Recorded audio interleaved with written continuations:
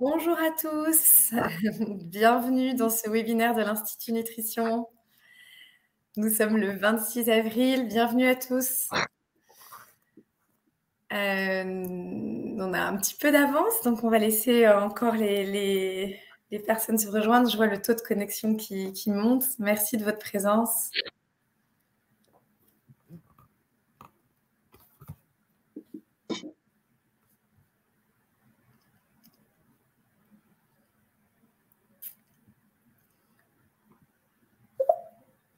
Bienvenue à ceux qui nous rejoignent dans ce webinaire de l'Institut Nutrition.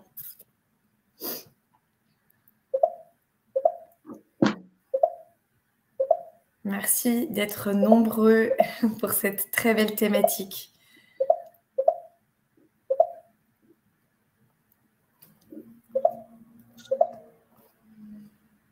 C'est très sympa de vous voir tous arriver au fur et à mesure. Allez, je pense qu'on commence d'ici 2 minutes parce que Catherine Thibault, notre intervenante, a beaucoup de choses à partager avec vous. Donc, on va essayer de commencer bien à l'heure.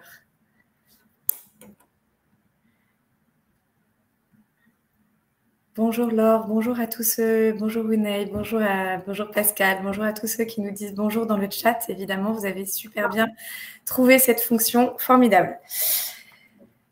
Alors, on a déjà plus de 80 personnes connectées. On a plus de 280 personnes qui se sont inscrites pour ce webinaire de l'Institut Nutrition. Encore 1 minute de patience et on va lancer l'intervention.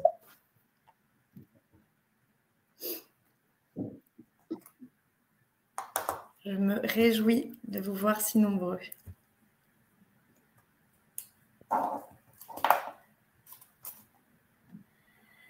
Bienvenue à ceux qui nous rejoignent.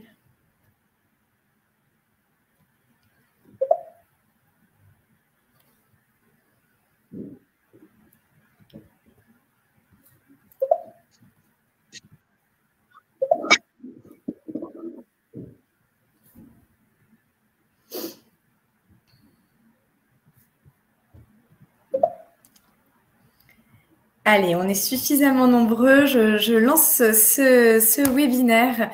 Bienvenue à tous dans ce webinaire dédié aux troubles du comportement alimentaire chez le jeune en situation de handicap et particulièrement le jeune atteint ou présentant un trouble du spectre autistique. Je suis Anne Moreau, je suis déléguée générale de l'Institut Nutrition.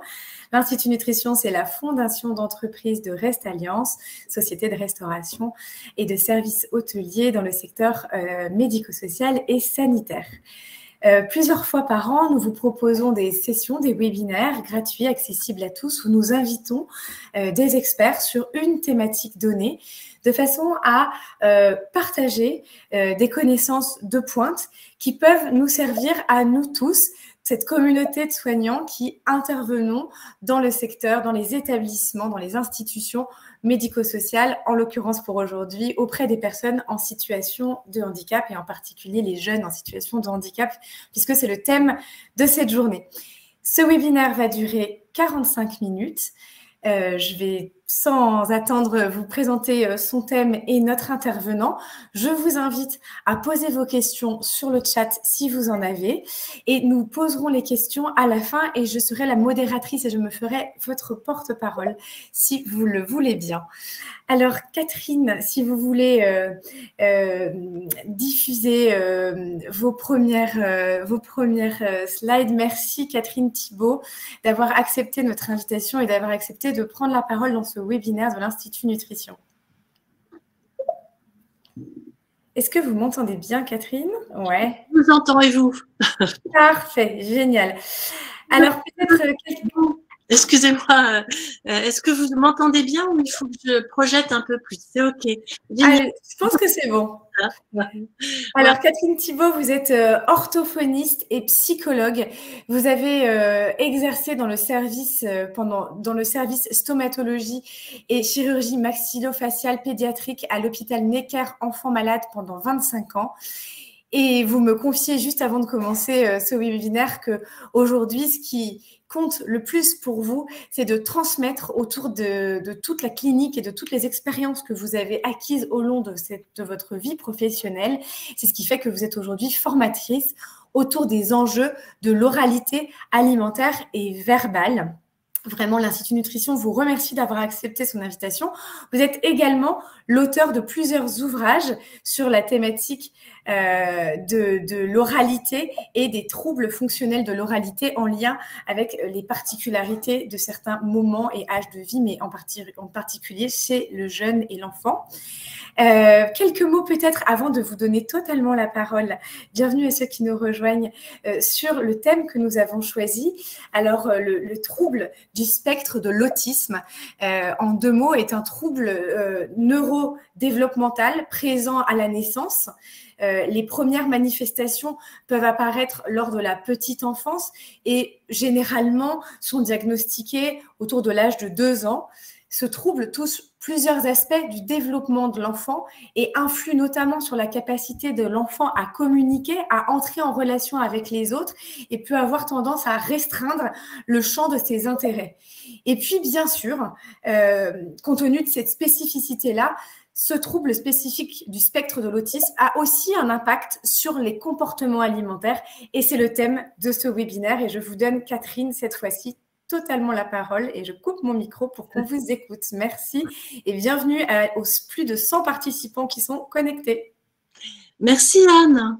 Eh bien, merci à tous d'être là. Je ne vous vois pas, mais j'espère que votre énergie va m'aider à vous parler d'un thème qui m'est très cher et qui est justement les enjeux de l'oralité.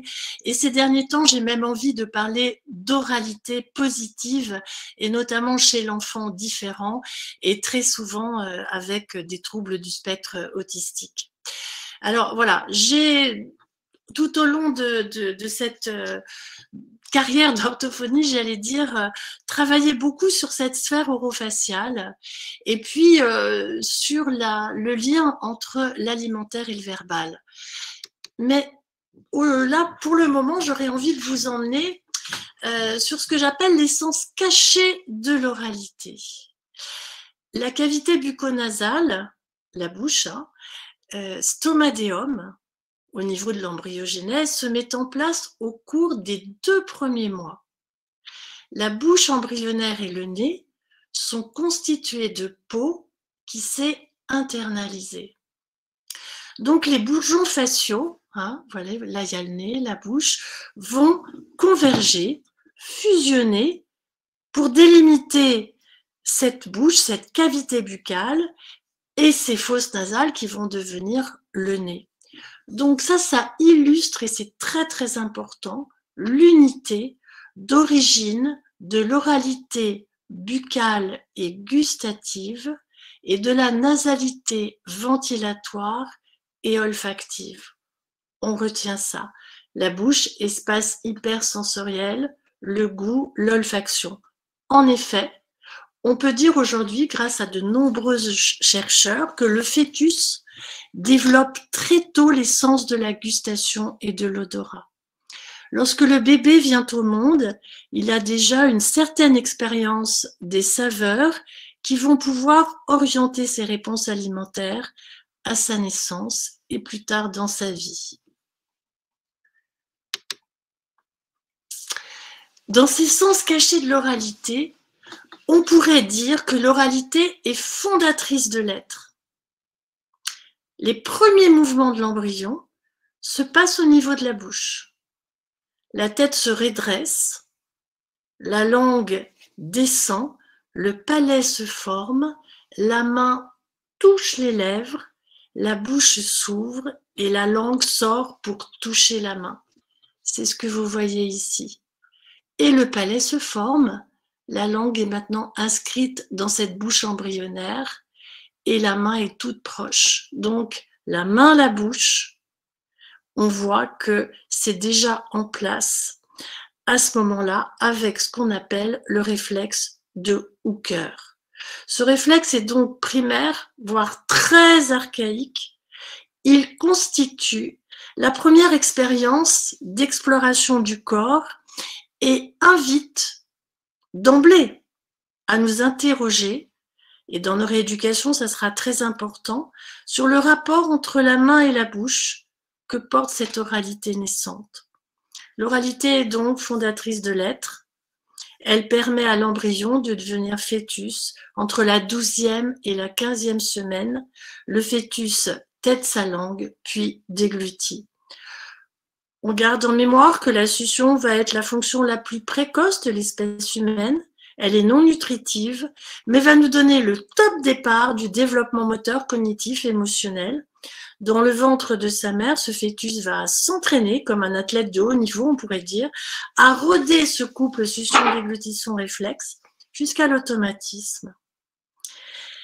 C'est vraiment très important, et à la naissance, grâce au tronc cérébral, le bébé va être opérationnel. Il va pouvoir sucer et déglutir correctement. Donc cette oralité, fondatrice de l'être, est aussi un marqueur qualitatif de cette maturation corticale, de la fonction respiratoire, digestive et cardiaque. Et bon nombre d'enfants qui ont des difficultés autour de l'oralité alimentaire ont aussi, quand on creuse un peu dans les syndromes, des difficultés au niveau respiratoire, digestif et cardiaque. Donc 5 nerfs du tronc cérébral, c'est un peu le chef d'orchestre, vont être là pour nous aider, oui, quand nous étions petits, et on garde certainement des choses en mémoire, et en tous les cas, ce bébé, pour bien sucer et déglutir à la naissance. On a le facial qui va assurer la contraction de l'orbiculaire et du buccinateur, le trijumeau qui est extrêmement important pour les mouvements de translation de la mandibule. C'est un nerf, on le verra, qui va revenir au niveau justement du travail sur l'alimentation. Un nerf très intéressant qui est à la fois moteur, sensitif et sensoriel. On a l'hypoglosse qui va permettre la contraction de la langue, donc toutes les stratégies motrices de celle-ci, puis les glossopharyngiens et le vague qui assurent la commande de la déglutition et sa coordination autour justement de tout ce qui va être le réflexe nauséeux. Le glossopharyngien est aussi un nerf à la fois moteur, sensitif et sensoriel pour la base de la langue et pour la sécrétion salivaire. Et on sait que le médiateur salivaire est extrêmement important quand on prend en charge les troubles de l'oralité alimentaire. Donc, l'oralité fondatrice de l'être, l'oralité qui nous fait prendre conscience que c'est un marqueur qualitatif de cette maturation corticale à la naissance, et bien sûr l'oralité, facteur d'attachement. La naissance, elle met fin au lien fœto-maternel et instaure une nouvelle relation mère-enfant. Relation dépendante, symbiotique, fusionnelle, avec comme médiateur la fonction alimentaire. La bouche, la sphère orale, c'est le point de réflexe, le point de départ de tous les réflexes les plus élémentaires. Mais petit à petit, elle devient aussi le lieu d'émergence du calme et de la sécurité dont l'enfant a besoin pour dormir, et puis c'est un trait d'union privilégié avec son environnement. Quand ça dysfonctionne, on a forcément des troubles de l'oralité. Le lien entre l'oralité alimentaire et verbale est crucial. Le nourrisson crie, pleure pour alerter sa mère, il a faim. Cette relation dure quelques mois pendant le stade dit de l'oralité primaire réflexe. Elle cache 2 oralités, l'alimentaire, le préverbal. Manger, parler, c'est vraiment le duo de l'oralité qui commence à se former les premiers mois. Tout ça va être orchestré par cet organe lingual.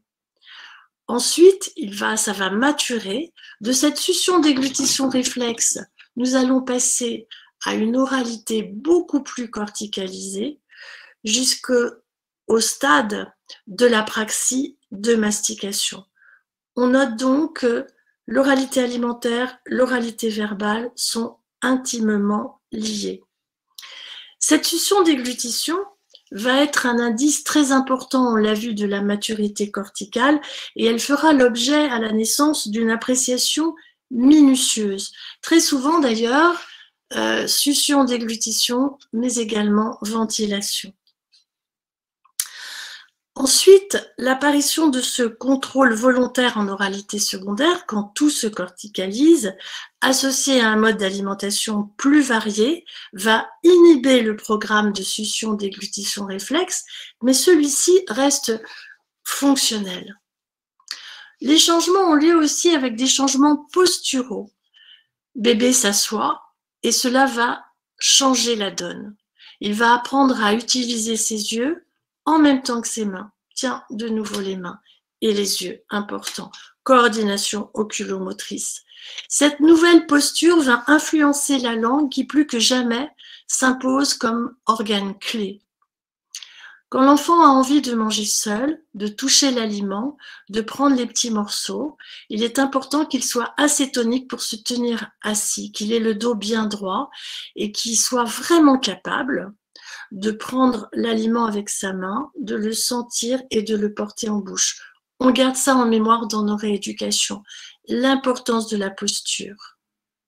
Donc, on voit que les deux fonctions orales majeures de l'homme sont bien l'alimentation, le langage, soit sa survie, sa croissance, et puis cette communication. Le trouble alimentaire pédiatrique est un trouble de l'alimentation orale en idéquation avec l'âge de l'enfant, en association avec des troubles médicaux, nutritionnels, oromoteurs ou psychosociaux. Cette définition englobe différents termes depuis plusieurs années. Troubles de l'oralité alimentaire, syndrome de dysoralité sensorielle, dysoralité, troubles de l'oralité. Le consensus en 2019 a permis de regrouper sous ces termes le même nom de troubles alimentaires pédiatriques. Il me semble que ce diagnostic doit être toujours posé par une équipe pluridisciplinaire. Je vous ai mis sur le côté toutes les difficultés, toutes les plaintes qu'on a lors des bilans d'évolution et les problèmes que cause justement l'étape. On sait aujourd'hui qu'il y a 10 à 25% des enfants tout venant de moins de 3 ans qui vont avoir des troubles de l'oralité alimentaire, mais simplement 1 à 5% vont présenter un trouble avec un retard staturopondéral. 30% chez les enfants préma et 80% chez les enfants différents. Donc forcément, tous les enfants que nous recevons, qui sont des enfants différents, syndromiques, avec le plus souvent des troubles du spectre autistique, ont bien évidemment un trouble de l'oralité. Du réflexe à la corticalité, on a compris qu'il fallait effectivement essayer de comprendre l'évolution des schémas de succion-déglutition, comment l'enfant prend ses aliments et les différentes textures. On est au cœur du problème là. L'enjeu va consister, quand on fait des bilans, des évolutions au sein d'une institution ou même au sein d'un cabinet, pluridisciplinaire ou pas, de comprendre à quelle étape l'enfant se situe au niveau de la préhension des aliments et par conséquent de l'évolution de sa succion-déglutition, où il en est justement dans cette évolution jusqu'à la praxie de mastication. Et puis d'autre part, ça serait le côté un peu moteur de la chose, avec la coordination oculomotrice, le fait de pouvoir prendre avec la main. Et l'autre versant, c'est la texture. Il ne faut pas mélanger les choses. Et là, déjà, dès à présent, on voit que quand on va prendre en charge un trouble de l'oralité alimentaire, il y aura tout un côté autour de cette évolution, des schémas de succion-déglutition jusqu'à la praxie de mastication, et l'autre versant, c'est la texture. Le diagnostic doit être vraiment réalisé après l'observation de la prise alimentaire, jamais sur la seule base de l'anamnèse ou des plaintes. À cette étape, j'aimerais vous dire que le goût et le dégoût que nous éprouvons pour un aliment sont formés autant aussi par l'inné que l'acquis.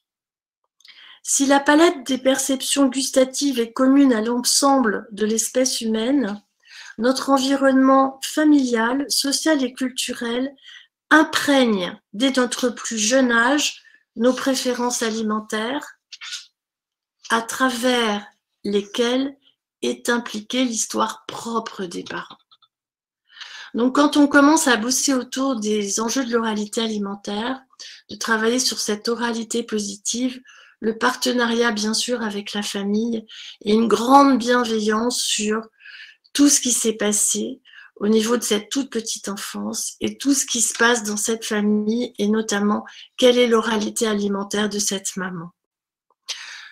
Tout ça autour de cet organe lingual qui est l'organe clé de l'oralité. Cette langue, elle présente toujours un degré de dysfonctionnement neuromusculaire et une vitesse de maturation qui varie d'un enfant à l'autre et qui va jouer un rôle mais capital dans le choix du traitement et surtout dans la durée de son maintien. Vous voyez, la langue, c'est pas uniquement la pointe de la langue, c'est tout ce que vous voyez en rouge. Et peut-être que le plus important, ça va être ces muscles extrinsèques qui sont reliés à l'ossoïde et qui permettent une bonne verticalité, une bonne posture. On voit ici quelques photos de langue un peu différentes. Là, on a plutôt une langue très rétractée d'un enfant qui présente plus un handicap neuromoteur important. Là, on a ce que j'appellerais une langue qui va dysfonctionner en arrière, mais quand on voit la pointe, on a l'impression que tout est OK. Là, vous voyez, c'est ces langues qu'on retrouve d'ailleurs très souvent chez les enfants autistes, avec cette hyporéactivité et cette langue un peu toboggan. L'enfant n'a pas du tout conscience de sa bouche et de sa langue, donc il englobe, il avale très très vite. Des langues avec des formes incroyables. Chez cet enfant porteur de trisomie, une langue très très importante, mais toute... Ah, c'est vrai que je vais un peu trop vite. Je voulais mettre quelque chose sur le frein lingual aujourd'hui. Aujourd'hui, il y a des modes, il y a toujours des modes. Mais en ce moment, la mode, c'est la frénectomie. Donc, je voulais simplement dire que moi, je suis absolument pour la libération du frein lingual, pour la libération de la langue, mais se rappeler que dès qu'on est intrusif dans la bouche d'un enfant, et notamment quand on sectionne ce frein, ça va modifier ses repères buccaux. Donc, si on fait cette opération, il faut absolument qu'il y ait un accompagnement avant et après la frénectomie. Et aujourd'hui, en France et à l'étranger, il y a vraiment un collectif de professionnels de santé qui alerte sur l'augmentation des frénotomies et des frénectomies. Ça, c'était, voilà. Peut-être qu'on reprendra l'histoire de la langue un peu plus tard. Je vois que là, j'en suis bien évidemment à ces difficultés motrices au niveau de cette planification et de cette séquentialité des mouvements qui intègrent des infos kinesthésiques et qui sont affectés chez tous les enfants différents. Sont affectés les dysfonctionnements relatifs à la fonction de la coordination oculomotrice, à l'anticipation des ajustements posturaux, à l'organisation de cette séquence motrice, à la fonction d'intentionnalité. On a très souvent des postures qui sont déséquilibrées, une hyperactivité, une fatigabilité, des perturbations de cette localisation corporelle, des motricités approximatives, un manque d'équilibre souvent chez ces enfants. Pour revenir à la bouche, une désorganisation orofaciale avec une respiration perturbée et une mauvaise position de la langue. J'insiste bien évidemment sur le déficit de l'imitation. Les enfants porteurs de troubles du spectre autistique ont des difficultés pour imiter l'action sur les objets, pour tous ces mouvements manuels et posturaux, et bien évidemment dans la possibilité d'être dans l'imitation des praxis qu'on appelle bucco-faciales. Mais on peut absolument travailler avec eux. Ces enfants éprouvent tellement des difficultés à comprendre certaines situations de leur quotidien, qu'il faut toujours avoir en mémoire, d'essayer d'obtenir ou de faire en sorte de les aider à ritualiser les choses au sein de nos prises en charge, pour qu'il n'y ait pas de peur, c'est-à-dire toujours refaire les mêmes choses. Souvent, les enfants porteurs du spectre, avec des traits du spectre autistique, sont dépendants d'une modalité sensorielle privilégiée. À nous de la trouver. Et puis, à nous de s'adapter à lui et pas l'inverse. L'enfant a besoin de réassurance. C'est ce qu'on retrouve dans les ateliers Patouille, par exemple. Il est bien sûr possible d'apprendre aux enfants avec autisme, avec l'usage du tour de la parole ou des gestes. À toi d'imiter, à toi d'être imité. Celui de la synchronie temporelle. On fait ensemble la même chose. L'enfant a besoin de modèles et c'est beaucoup plus facile de manger en groupe. Donc, chez ces enfants, dans tous les ateliers qu'on leur propose, il faut bien sûr manger avec eux. C'est une grande... c'est extrêmement important d'imaginer que la communication, c'est aussi l'échange. On le voit bien, on a été pendant la pandémie très triste de ne plus pouvoir manger avec nos amis. Donc, apprendre avec l'observation des autres, ça me paraît vraiment peut-être primordial chez ces enfants. On en arrive après à tout ce que je vais appeler les stimulations sensorielles. Chez les enfants avec des traits du spectre autistique, on remarque que c'est souvent l'hyporéactivité qui est plus intéressante d'ailleurs à repérer que l'hyperactivité. Ce sont des enfants qui ont tendance souvent à engloutir et qui, si on ne travaille pas sur cette oralité alimentaire, risquent au bout d'un certain temps de devenir dysphagiques. Nourrir, en tous les cas, c'est toujours un défi interactif. Toujours un exercice d'équilibre entre l'enfant ou le groupe d'enfants avec lequel on va travailler et la personne de référence ou les thérapeutes. Donc, il me semble qu'il faut être extrêmement patient et savoir attendre jusqu'à ce que l'enfant fasse un signe. L'enfant voudra plutôt émettre des signaux de faim et de désir qu'en l'absence de toute pression. C'est difficile, hein. Moi j'ai mis du temps avant d'intégrer ça. Il faut réellement être patient. Sinon, on est toujours dans quelque part un espèce de forçage, entre guillemets. Donc, pas de lutte de pouvoir, une absence de pression et de contrainte, mais on peut, au fil du temps, toujours, avec les rituels, organiser pour que l'enfant puisse progresser. Comme tous les enfants, d'ailleurs. D'ailleurs, on sait aujourd'hui que c'est entre 2 et 6 ans que la méfiance est la plus importante. Et c'est pile là où on voit, bien sûr, tous ces enfants.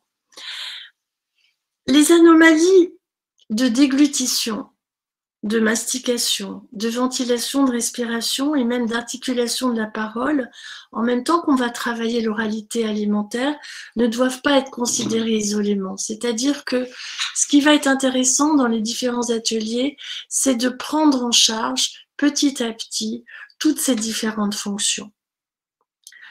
Comprendre donc ce qui doit changer. C'est vraiment l'observation de chaque enfant qui va déterminer notre approche individualisée. J'aime dire que l'enfant, c'est le commandant, c'est le chef, c'est l'acteur de sa bouche dans nos prises en charge. Donc, il va nous falloir comprendre l'histoire alimentaire, y compris pendant l'alimentation lactée, c'est ce que j'appelle l'oralité primaire, ça c'est vraiment très intéressant.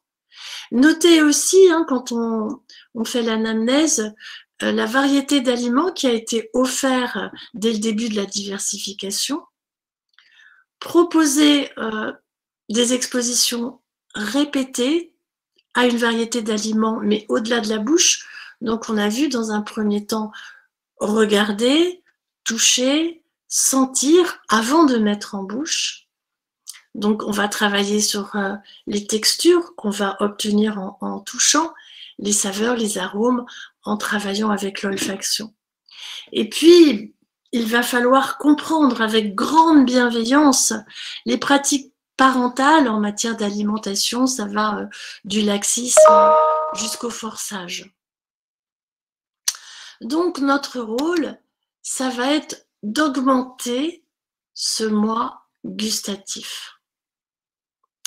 Les bourgeons du goût, ils sont situés sur les papilles de la langue et ils nous renseignent sur les saveurs sucrées, salées, acides, amères et l'umami. Il y a encore quelques années, et je l'ai écrit dans mes premiers bouquins, on pensait que le sucré, c'était sur la pointe de la langue, que le salé, c'était sur les côtés. Bon, on sait qu'aujourd'hui, tout cela est faux et que tous ces goûts sont diffusés sur toute la langue. À l'exception peut-être des grosses papilles caliciformes qui sont en arrière et qui détectent l'amer, hein, et qui sont des choses qui nous viennent de l'homme préhistorique qui goûtait les baies et certaines baies étaient empoisonnées, donc il valait mieux les recracher. Mais ce qui est intéressant, c'est que ces papilles caliciformes en arrière, autour de l'amer L''AMER, sont aussi là le lieu de tous les dangers, de ces troubles de la déglutition. Hein. Donc, on voit qu'il va falloir être extrêmement attentif à cette succion-déglutition et qu'il va falloir amener tous nos petits patients à avoir une déglutition qui soit le plus possible proche d'une bonne déglutition, ce qui leur permettra d'acquérir la praxis de mastication. Donc, l'éducation, sur cette diapo, je l'ai noté, elle passe par le nez. Donc, il y a les bourgeons du goût, situés sur les papilles de la langue, et puis le nez qui, par rétro-olfaction, va percevoir les arômes. J'ai insisté tout à l'heure sur les textures.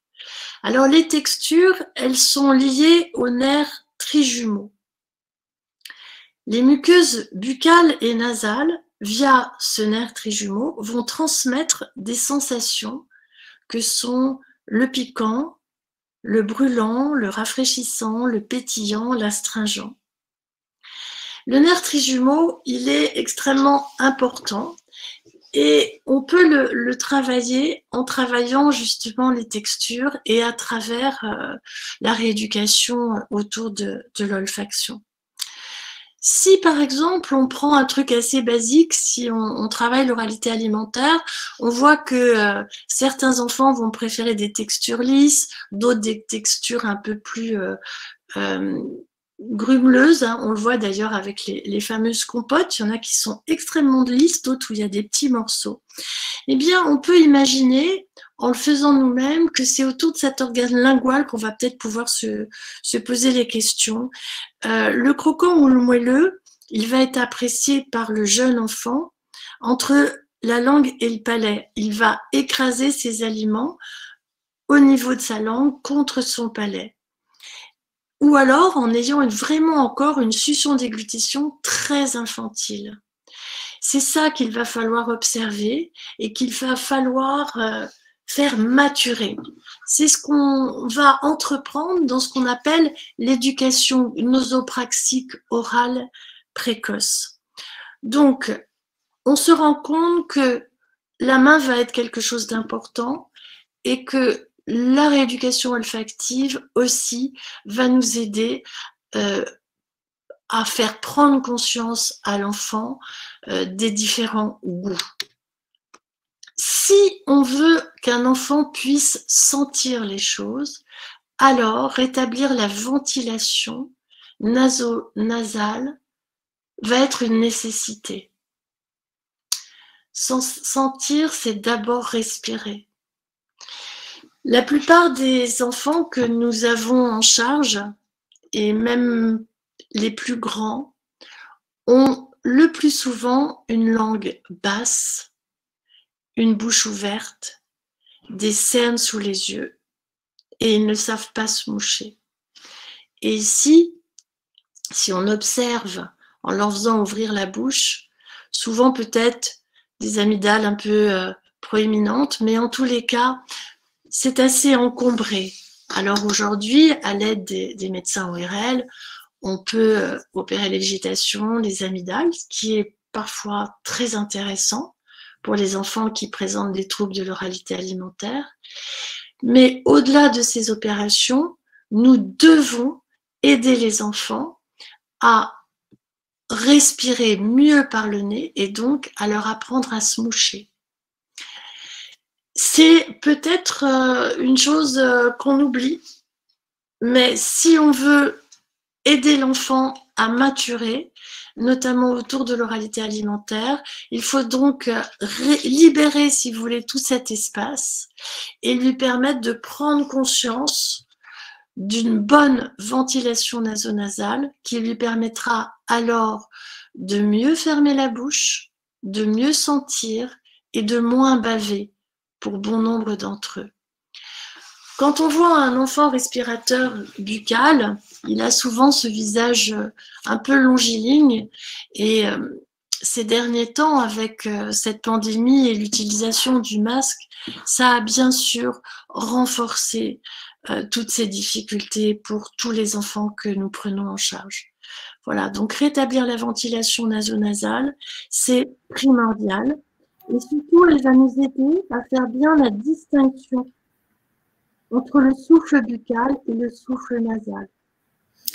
Catherine, je me permets de vous couper juste pour vous dire qu'il vous reste une petite dizaine de minutes avant de faire place aux questions qui sont nombreuses et qui, je pense, ne manqueront pas de vous intéresser. Alors, je vais pas accélérer, mais continuer. Mais pour moi, c'est des choses très simples qui peuvent vraiment aider dans ce que j'appelle l'éducation nosopraxique orale.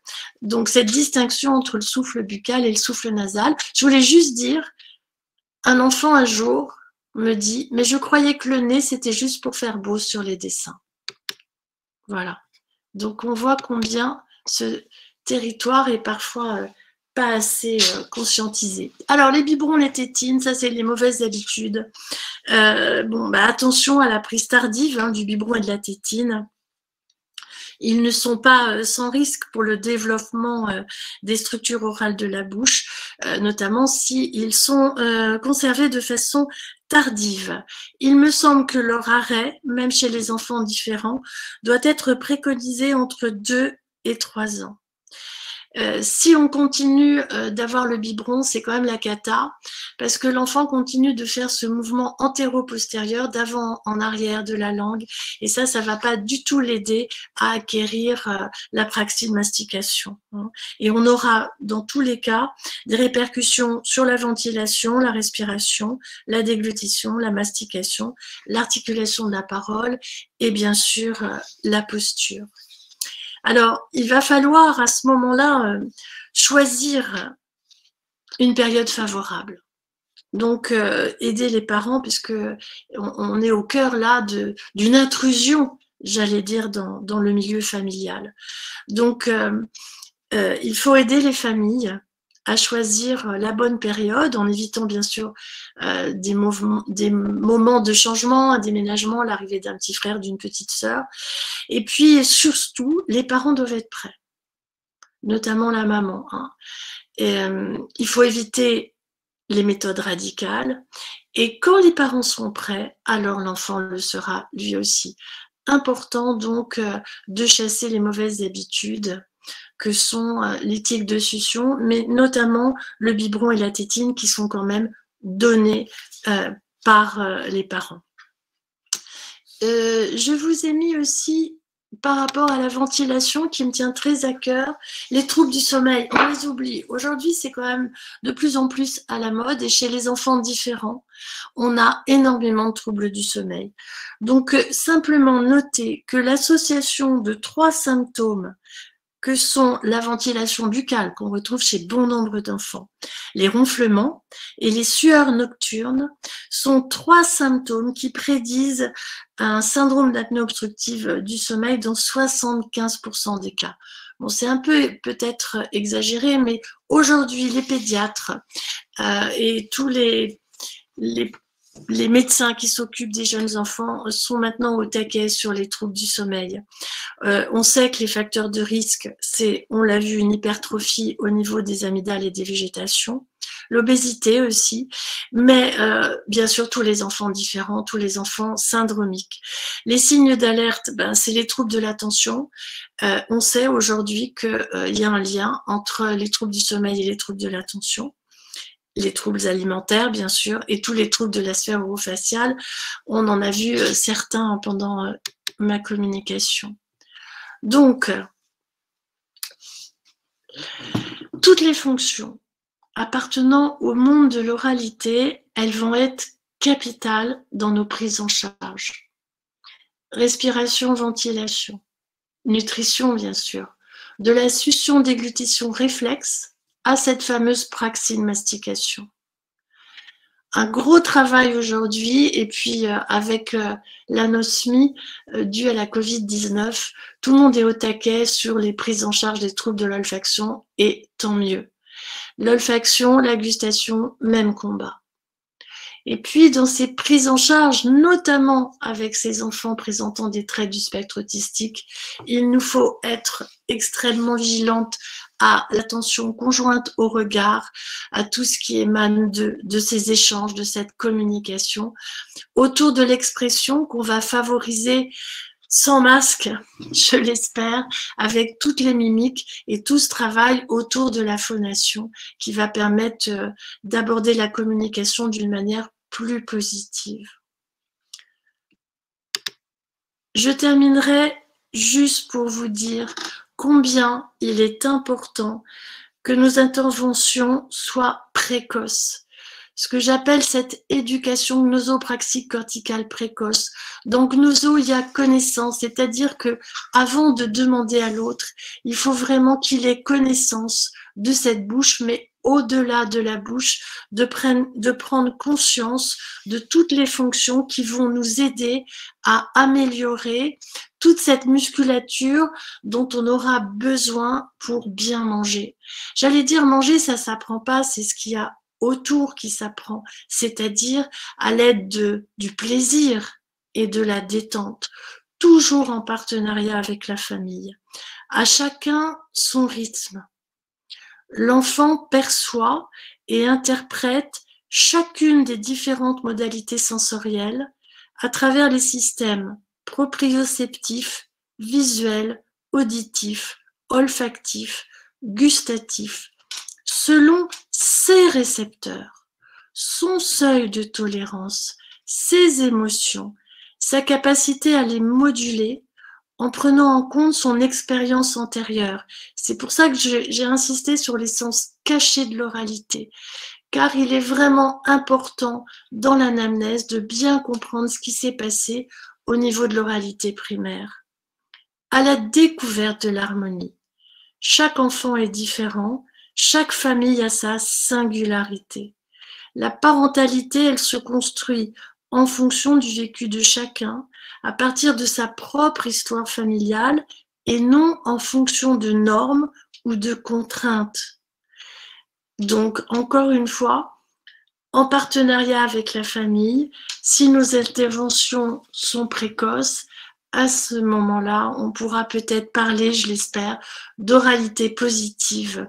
Et pour terminer, la notion de plaisir et de détente est fondamentale à partir du moment où on travaille sur l'oralité alimentaire. Voilà, j'ai été vite, hein. Génial, merci beaucoup, beaucoup, beaucoup Catherine pour cette intervention. Je sais que vous avez beaucoup de choses à nous dire et que c'était un exercice pour vous de synthétiser. Et merci du coup d'avoir respecter le temps imparti. Alors, je rebondis peut-être. Merci aux personnes qui nous posent des questions sur le chat, qui vont me permettre d'animer cette dernière partie de l'échange.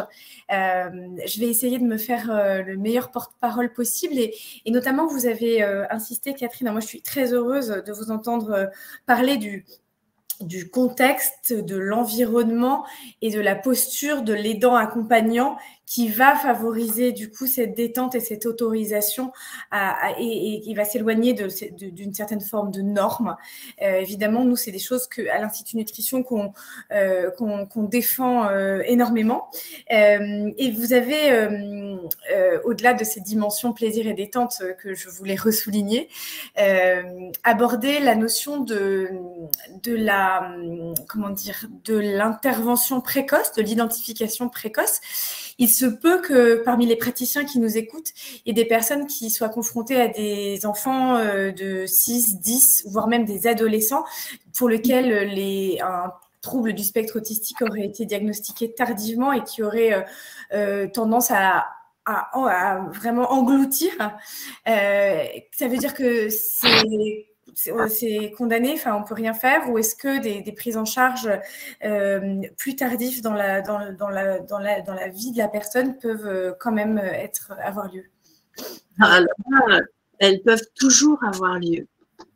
Vous savez, moi j'ai démarré l'oralité alimentaire en prenant des enfants qui avaient 4 ans et demi et qui n'avaient jamais rien mis en bouche parce qu'ils étaient en nutrition artificielle.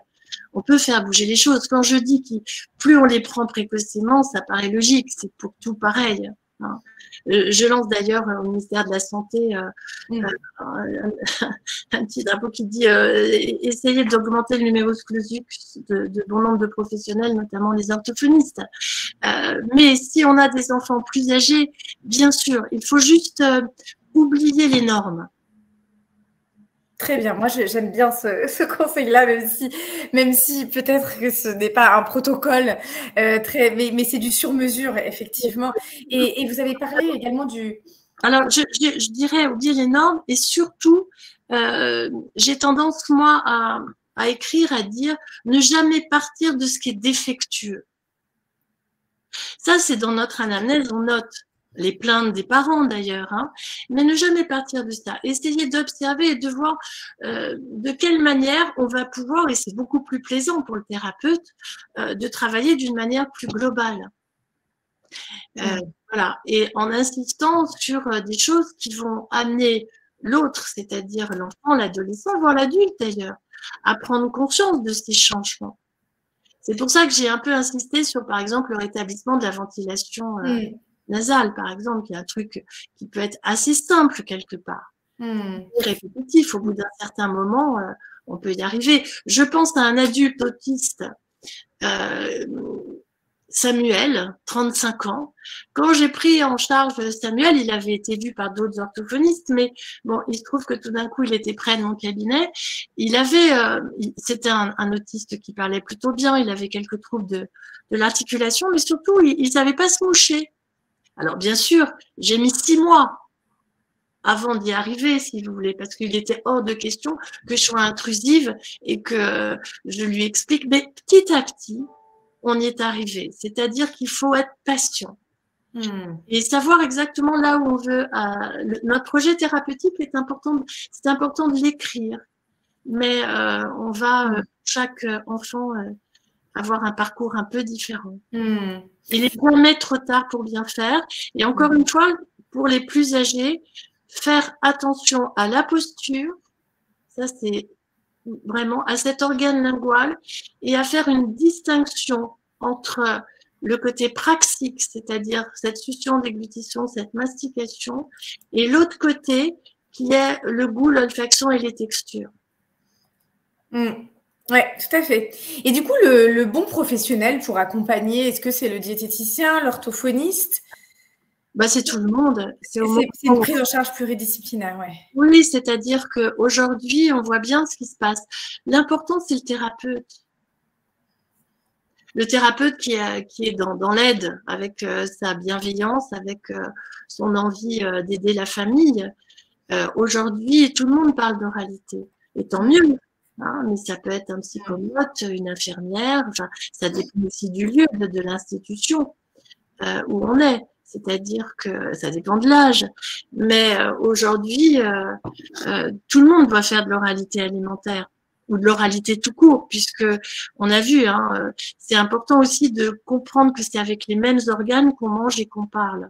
Donc, mais on peut pas dire que si on parle mal, on mange mal. Hein. Il y a des enfants tout venant qui parlent très bien, mais qui ont des grosses difficultés d'oralité alimentaire. À l'inverse, il y a des enfants qui ont des troubles. Enfin voilà. Donc il y a eu une thèse de fait par une médecin à Necker il y a quelques années, et malheureusement on ne peut pas dire trouble de l'oralité alimentaire, trouble de l'oralité verbale ou l'inverse. Mais tant mieux, ça veut dire qu'il faut s'adapter à chacun et à tous les âges de la vie. Hein, et quand on parle d'oralité, on peut même se dire que ça va du premier cri au dernier souffle. L'oralité alimentaire et ce plaisir. Hein. Et du coup, Catherine, ce plaisir, parce qu'il arrive du coup qu'une des conséquences du fait que la personne mange avec excès, vraiment sans prendre la mesure de la conscience, enfin sans avoir conscience de sa sphère orale, ça peut conduire à du surpoids ou de l'obésité. Donc, comme évidemment que c'est pluridisciplinaire et on a parlé de la posture et de ne pas forcer, est-ce que la DME peut avoir un quelconque bénéfice, particulièrement chez les enfants atteints du trouble du spectre autistique? Oui, alors moi, la DME, j'adore. Parce qu'enfin, on fout la paix aux enfants. Il y a des modes. Les pauvres mamans, elles se trouvent, alors en plus, maintenant qu'on va trouver sur Internet très facilement, suivant les pédiatres, il faut faire ceci à 4 mois, à 6 mois. Moi, je dis, foutons la paix aux enfants. Il faut apprendre aux mamans à avoir confiance en elles. La DME, c'est sympa, mais attention, la DME, l'enfant va pouvoir prendre avec sa main, mettre en bouche, que si il a le dos bien droit. Et c'est pas à la maman de mettre en bouche. Donc, il faut faire gaffe quand même. Hein. Il y a vraiment des éléments extrêmement importants. Mais la DME, moi, je trouve ça sympa. Est-ce que dans les troubles du spectre autistique, il arrive de façon régulière qu'il y ait une éviction de certaines couleurs alimentaires ou au contraire une concentration et une obsession pour le fait de ne manger une seule marque ou une seule couleur? Dans l'exemple qui est donné sur le chat, c'est la couleur rouge et orange. Ça, c'est vraiment un trouble spécifique et commun dans l'autisme. Oui, ça peut être le blanc, enfin, c'est pas forcément cette couleur-là. Le rouge peut être très ouf, puisqu'il y a la couleur du sang. Enfin, là, d'ailleurs, ça serait très sympa de voir ça avec tous les gens qui ont écrit sur, sur les couleurs. J'ai envie de dire que le vert est assez banni parce que c'est difficile de manger le vert, hein, les légumes crus, les fruits, enfin tout ce qui est cru, parce que c'est un peu l'obsession de certaines mamans. Oui, là on est dans les tocs un peu, hein, c'est-à-dire que même les enfants tout venant, et qui sont d'ailleurs souvent haut potentiel, par exemple, hein, ont ce type de difficulté aussi. Avec toujours la même marque. Bon, voilà. Donc ça, c'est le côté rassurant pour ces enfants, où ils ne mangent que des purées faites par maman. Ou, voilà, ça va dépendre des familles. On voit là qu'il va falloir tranquillement travailler avec, bien évidemment, le concours de la famille. Et du coup, la bonne posture sur ces questions d'obsession alimentaire, donc évidemment pas de forçage, mais est-ce que là, c'est vraiment de l'ordre de… Le schéma va être du côté de la psychothérapie, de se dire ce qu'on doit apporter, c'est de la sécurité pour qu'il accepte de manger une couleur qui a priori lui déplaît, ou alors c'est OK de manger que d'une couleur, vu qu'on a dit que la norme est… L'expérience que j'ai, c'est qu'à un moment donné, on ne peut pas travailler sur tout à la fois. Donc, généralement, quand on va rencontrer un enfant, on part pas de ce qui est défectueux. Donc, s'il bouffe que ce qui est rouge ou blanc, ben, on va, dans un premier temps, manger avec lui ce qui est rouge, blanc, jaune, enfin, ou telle marque. Ceci dit, parfois, les enfants ont raison. Hein. Je me souviens d'Alphonse quand je travaillais, enfin, il avait déjà acquis beaucoup de choses, hein. C'était un petit enfant syndromique avec des difficultés à déglutir. Enfin, il était vraiment extrêmement réactif. Mais on en était au stade où on pouvait commencer à prendre en main des petits gâteaux et même à les croquer. Mais c'était juste dans cette hypersensibilité, juste un tout petit bout. Et lui, et je travaillais les formes en même temps avec le gâteau Choco-BN. Et lui préférait les princes. Et j'avais mené l'enquête cette journée-là auprès de tous mes autres patients et on m'avait dit que les princes étaient meilleurs que les Choco-BN. Je ris parce que il y a une manière aussi d'envisager les choses avec les enfants. C'est très compliqué parce que c'est lent. Enfin, il faut être vraiment patient. Quand on doit travailler ces changements-là, l'importance dans un premier temps, dans la première étape, c'est d'augmenter la succion déglutition pour arriver à la praxie de mastication. Donc, si une couleur est bonne, eh ben, on va continuer avec cette couleur. Vous voyez, de travailler cette motricité. Il y a une différence entre le travail autour de la motricité d'une part et ensuite, si vous voulez, tout ce qui serait sensoriel. Ouais, ça, on a bien vu les deux sphères. Je trouve que c'est vraiment très intéressant. Alors, il y a des questions autour de. Je crois que ça a beaucoup marqué les esprits sur le fait de dégager la sphère nasale et d'apprendre à se moucher. Et il y a pas mal de questions en lien avec comment on fait pour apprendre à bien se moucher. Est-ce qu'il y a un tuto, quelque chose, une ressource ou un nouveau livre? Ouais, les tutos les plus sympas, souvent, sont au Canada, avec certaines ergothérapeutes canadiennes qui inventent des trucs marrants. Pour faire le plus simple, souvent d'ailleurs, les mamans d'enfants tout venant, ou même vous en tant que maman, vous pouvez dire bah, mon enfant il savait se moucher, maintenant il veut plus se moucher. Oui, parce que l'enfant, quand il se mouche avec les deux narines en même temps, ça lui fait très mal aux oreilles. Donc, dans un premier temps, là, j'ai pas mon petit miroir de Glatzel, mais je prends n'importe quel celui-là. On va apprendre simplement à l'enfant à souffler d'une narine et une autre narine. En prenant, vous voyez, pas un gros miroir comme ça, mais voilà, quelque chose pour apprendre ce souffle nasal très tranquillement. C'est tout, dans un premier temps. Dans un deuxième temps, on pourra, dans ce cas-là, prendre un mouchoir et commencer à souffler une narine et ensuite l'autre narine. Mais peut-être qu'on mettra plusieurs mois. Pour un enfant, vous allez le faire en une seule séance et pour un autre, ça va prendre... Hein, ça va dépendre de l'intrusion si on n'a pas été trop délétère au niveau de son nez et de sa bouche. Parce que la bouche, la mémoire, l'enfant, il se rappelle des choses. Hein. Donc, si ça a fait mal une fois, je dis bouffer, j'aime bien ce mot-là. S'il a bouffé un truc qu'il a mal avalé, qu'il a fait une pseudo-fausse route, mais en toussant, c'est revenu, l'enfant, il se dit, oh là, danger. Mais nous, on fait pas attention. Donc, il y a pour chaque enfant des choses qui se sont passées. Et puis, quand on est maman, on est plutôt dans le forçage sans s'en rendre compte. Bien sûr, il n'y a aucune maltraitance, mais on a tellement envie qu'on insiste. Et nous, en tant que thérapeute aussi, on insiste. L'enfant, pour faire plaisir, il va prendre, mais il n'est pas prêt au niveau de sa motricité orale. Donc, comme il va déglutir en faisant ce mouvement de succion-déglutition, il risque d'avaler un peu de travers. Et à ce moment-là, l'aliment devient un aliment danger. Oui, tout à fait, je comprends. Ça, on ne s'en rend pas bien compte. Par exemple, enfin, voilà. Donc, il faut toujours revenir à ce qui est le plus facile pour l'enfant, mais quand il est petit, même plus grand, augmenter la déglutition. Et souvent d'ailleurs, donner à manger à l'enfant. En lui disant, OK, allez, je t'aide. Parce que, juste une histoire, vous allez voir, c'est assez parlant. Quand on donne à manger à un petit enfant, il ouvre sa bouche d'une manière assez importante.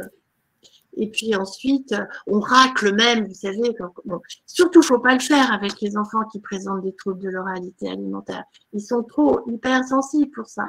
Mais en même temps, quand ils ouvrent trop grande la bouche, on met, alors on dit il faut mettre la cuillère dessus, à côté. On s'en fout, c'est l'enfant qui va vous dire. Vous allez le sentir. Il faut vraiment être dans cette observation. Et si malheureusement on met un peu de nourriture et que l'enfant ne ferme pas facilement la bouche, à ce moment-là, il est envahi et c'est là où il risque de régurgiter. Donc, on voit que c'est toujours entre l'apprentissage de cette motricité orale très fine, en lien avec la main, encore une fois, et de cette coordination oculomotrice qu'il ne faut pas oublier.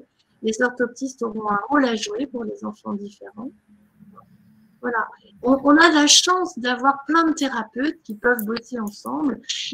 Au-delà de la pluridisciplinarité, on parle de transdisciplinarité. Mais faut-il encore nous donner les moyens? Alors, j'aurais deux questions. Il y a eu beaucoup sur la partie intrusion. Il y a plusieurs personnes qui adressent la question de se dire qu'il est relevé, il est observé des troubles du brossage des dents. C'est-à-dire que c'est très compliqué chez les personnes qui ont des troubles du spectre autistique. Ça, c'est lié? Alors, bien sûr, et l'hygiène dentaire est primordiale chez les enfants différents et notamment les enfants autistes.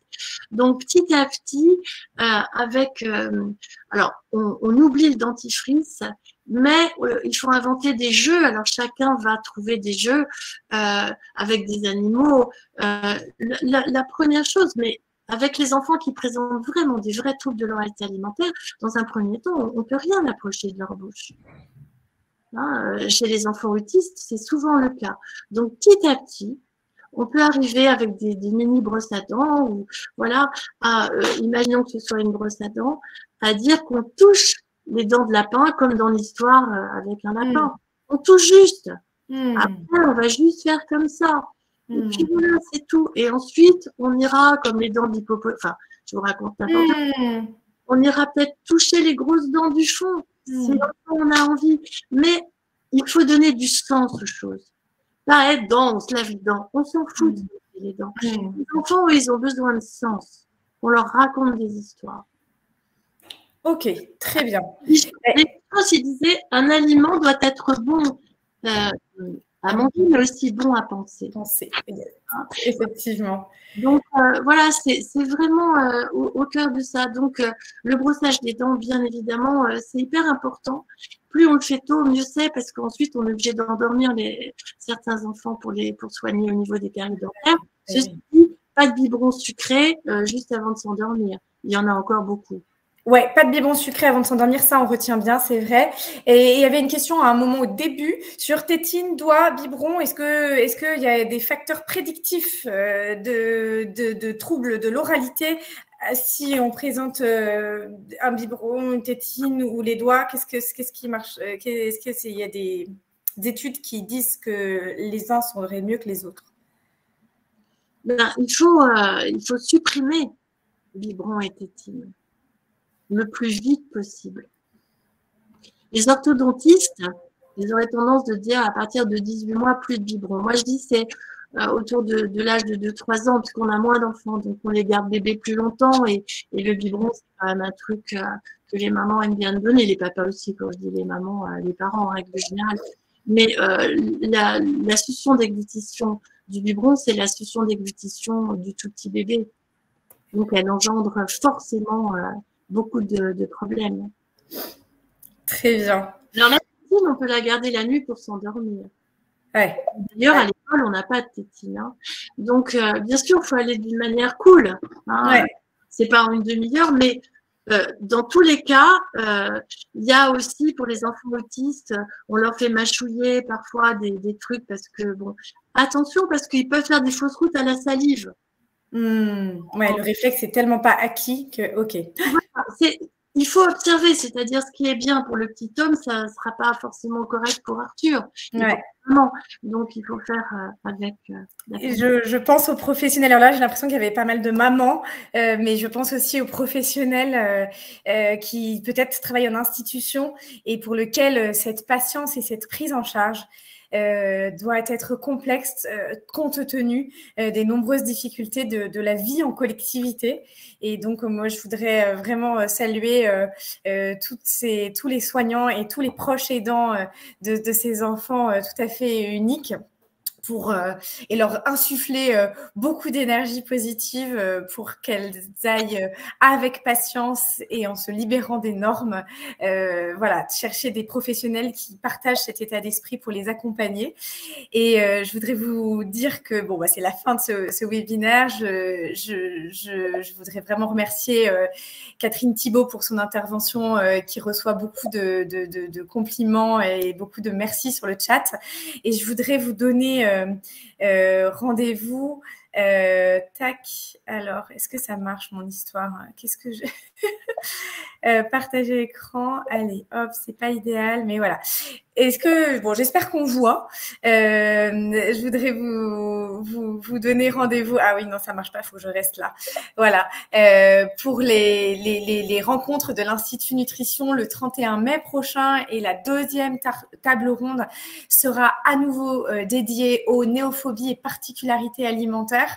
Et nous aurons un chef de cuisine, nous aurons un chercheur de l'ISTIA, donc spécialisé dans l'histoire alimentaire, et également Laure Soulaise-la-Rivière, orthophoniste et diététicienne, qui à nouveau reparleront de pistes vraiment pour l'accompagnement. Quand vous, Catherine, même si vous avez posé beaucoup de choses dans l'état d'esprit et on s'appuiera sur ces enseignements, et bien du coup, on pourra venir compléter ce qu'on a partagé aujourd'hui avec des approches vraiment pratiques et appliquées. Voilà, donc rendez-vous le 31 mai à Lyon pour celles qui le peuvent ou en direct live.